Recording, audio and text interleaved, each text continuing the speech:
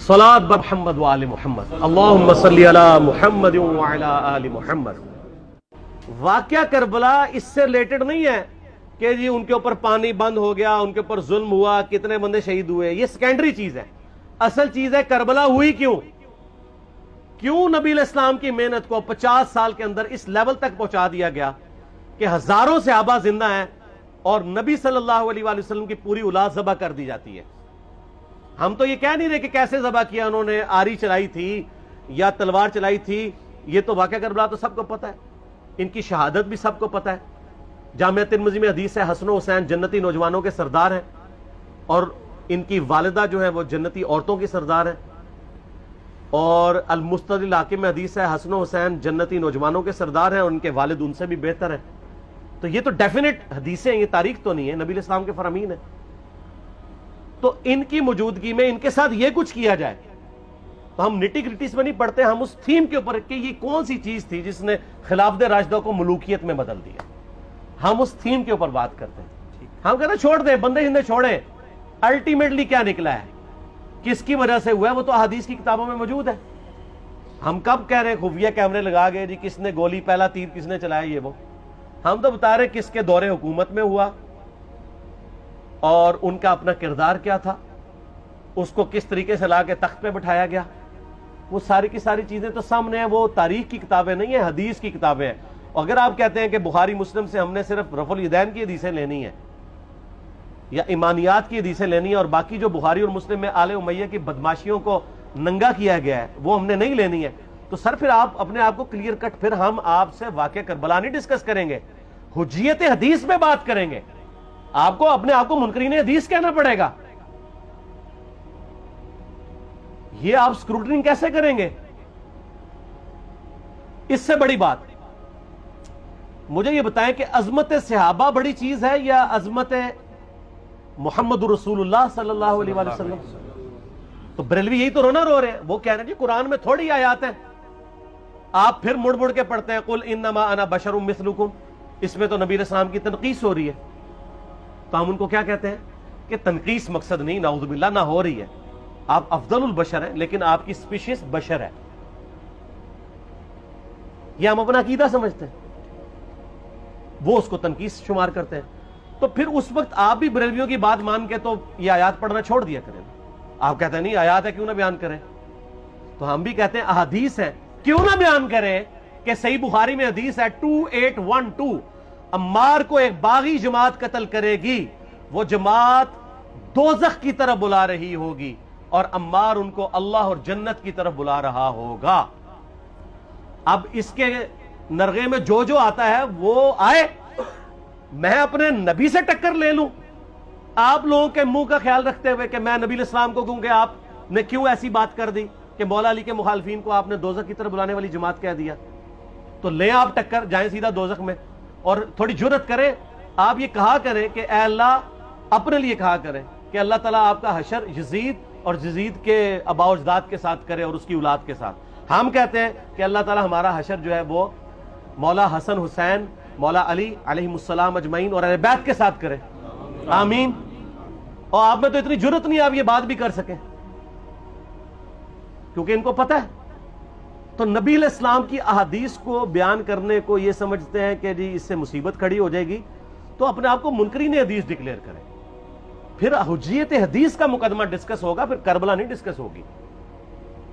اور یہ T V پہ بھی آ کے مولوی بیٹھے ہوتے ہیں، سنیوں کے بھی شیعوں کے بھی، مڑ مڑ کے جی وہ یزید نے یہ کر دیا۔ وہ یزید نے کیا کیا ہے یار؟ وہ تو سسٹم کا نمائندہ بن کے آیا جو پیچھے سے خراب تھا۔ یزید کو لے کے بیٹھے ہیں، یزید یزید یزید یزید، بھائی پیچھے سے معاملہ خراب ہوا ہوا۔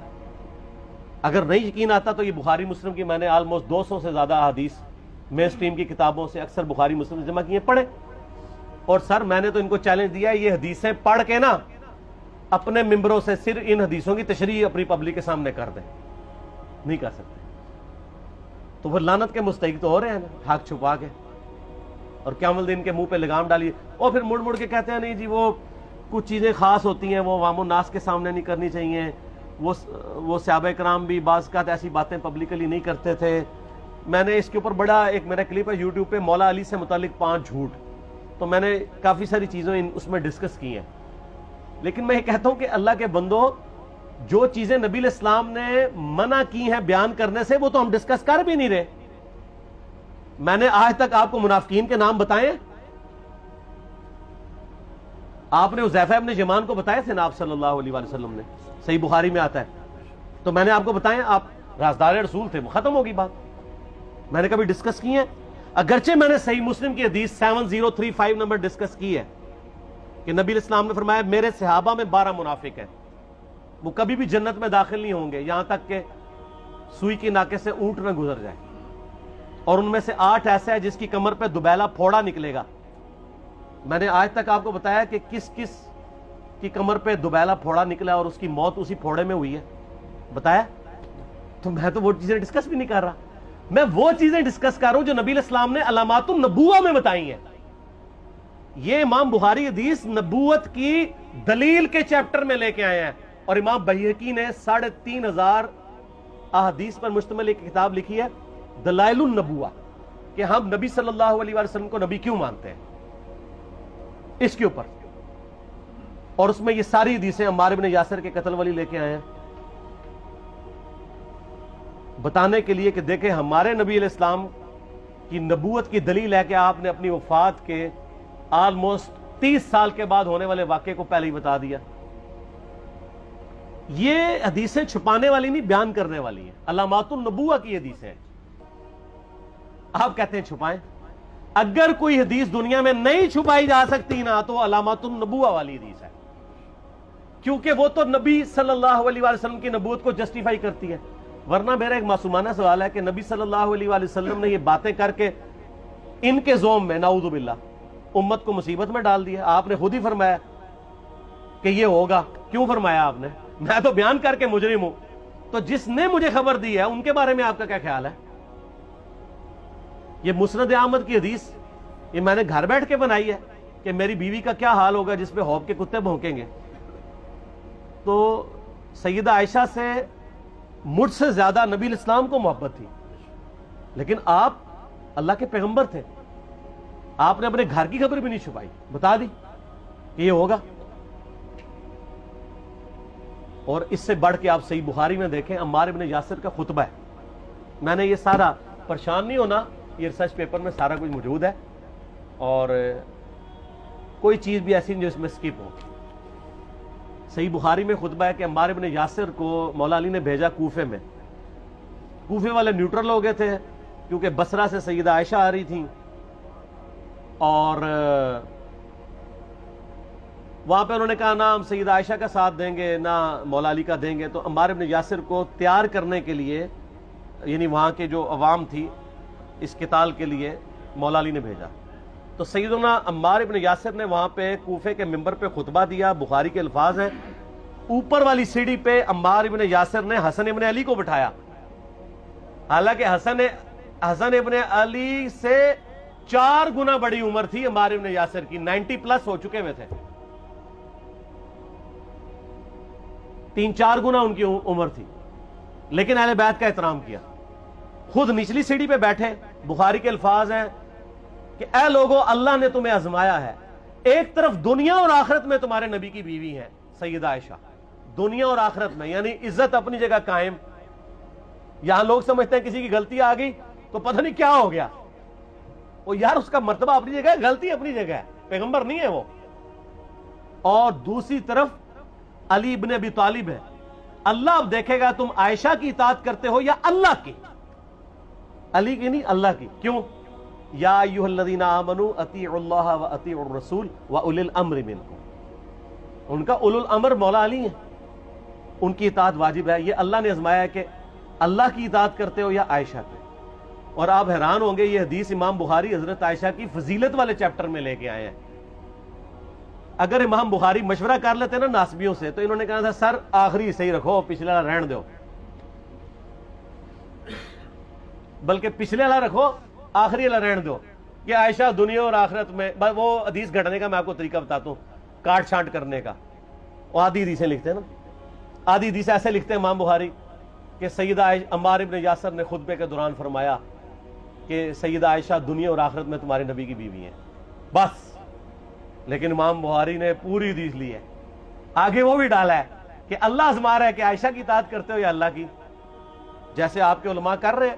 صحیح مسلم کی حدیث 6488 آدھی بیان کرتے ہیں سارے مولوی, بریلوی, دیوبندی, اہل حدیث سب.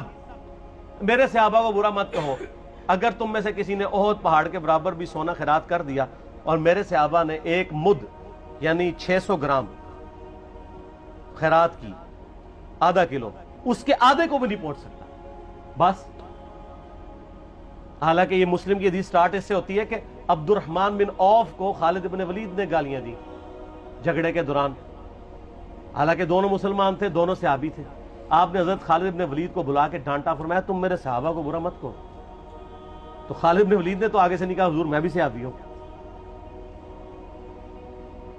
ان کو پتا تھا کہ عبد الرحمن بن عوف نے اس وقت اسلام قبول کیا جب اسلام کا مطلب تھا مار, تکلیف اٹھانا, اور خالد بن ولید نے گولڈن پیریڈ میں صلح حدیبیہ کے بعد اسلام قبول کیا. میں اب تم لوگ یہ کر رہے ہو, تم لوگ اگر احد پہاڑ کے برابر بھی سونا خیرات کر دو, یعنی صلح حدیبیہ کے بعد والے لوگ میرے ان کے برابر نہیں ہو سکتے. اور جو فتح مکہ پہ معافی مانگ کے مسلمان ہوئے ہیں طلقاء, مؤلفۃ القلوب, آل امیہ, ان کا تو لیول ہی کچھ نہیں ہے. یہاں تو خالد بن ولید کے بارے میں یہ بات کی جا رہی ہے. اور پھر وہ مؤلفۃ القلوب اپنے زمانے میں ممبروں پہ سب و شتم کروائیں سیدنا علی پر, تو سب سے پہلے تو ان کو کہنا چاہیے جن کے بارے میں حدیث تھی کہ تم صحابہ کو گالی مت دینا. ہم نے تو خیر کبھی دی بھی نہیں ہے.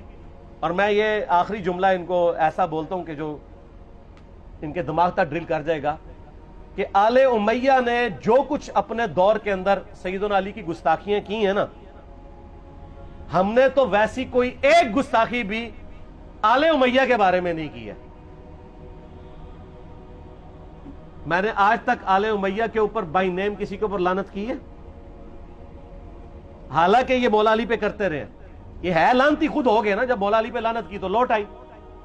مسند ابی اعلیٰ میں صحیح سند کے ساتھ حدیث موجود ہے, مسند احمد میں بھی موجود ہے کہ سیدنا علی کو جس نے گالی دی اس نے رسول اللہ کو گالی دی صلی اللہ علیہ وسلم.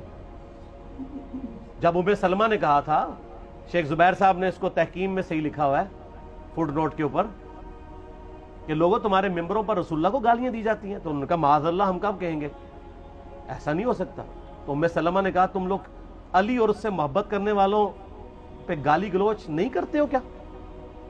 جبکہ میں نبی کی بیوی کہتی ہوں کہ سب سے زیادہ رسول اللہ سے محبت, سیدنا علی سے محبت نبی صلی اللہ علیہ وآلہ وسلم کرتے تھے. لہٰذا جب یہ تم کہتے ہو نا علی پر لعنت, علی سے محبت کرنے والوں پہ لعنت, تو یہ لعنت تو تم نبی علیہ السلام تک لے کے جا رہے ہو نعوذ باللہ, کیونکہ علی سے محبت کرنے والا پہلے نمبر پہ نبی صلی اللہ علیہ وآلہ وسلم ہے.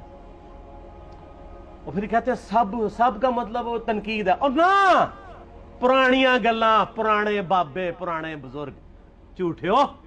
صحیح مسلم کھولو 6229, غدیر خم سے اگلی حدیث, لعن اللہ ابا التراب کے الفاظ ہیں, مٹی والے ابن ابی طالب پر لعنت, یہ الفاظ موجود ہیں. سب کا ترجمہ لعنت ہی ہے, تنقید نہیں ہے. اچھا پھر میرا معصومانہ سوال ہے کہ اس کا مطلب ہے صحابہ پہ تنقید کرنا اچھا کام ہے؟ کہیں گے نہیں. تو بتاؤ یہ برا کام کون کرتا تھا؟ شیعہ کا ابا کون ہے؟ رافضیوں کا ابا کون ہے؟ آل امیہ. تو لہذا شیعہ نو میں کہنا کہ تسی شیخین کے اوپر بکواس اور تبرہ کرنے کی بجائے نا, آپ لوگوں کو حقائق بتائیں کہ ٹوٹی کمند کہاں. یہ سب مجرمین آل امیہ ہے, اور یہ آل امیہ اور بنو ہاشم کی لڑائیاں نبی اسلام کی بعثت سے پہلے چل رہی تھی, صدیوں سے چل رہی تھی. وہ تو پھر اللہ نے بنو ہاشم کو نبوت کے لیے چنا, تو ان کو یہ پھر جیلسی ہضم نہیں ہوئی, وہ چیز آگے چلتی رہی. خیر چھوڑ دیں, ایک تلخ ٹاپک ہے. صلاۃ بر محمد و آل محمد, اللہم صلی علی محمد و علی آل محمد.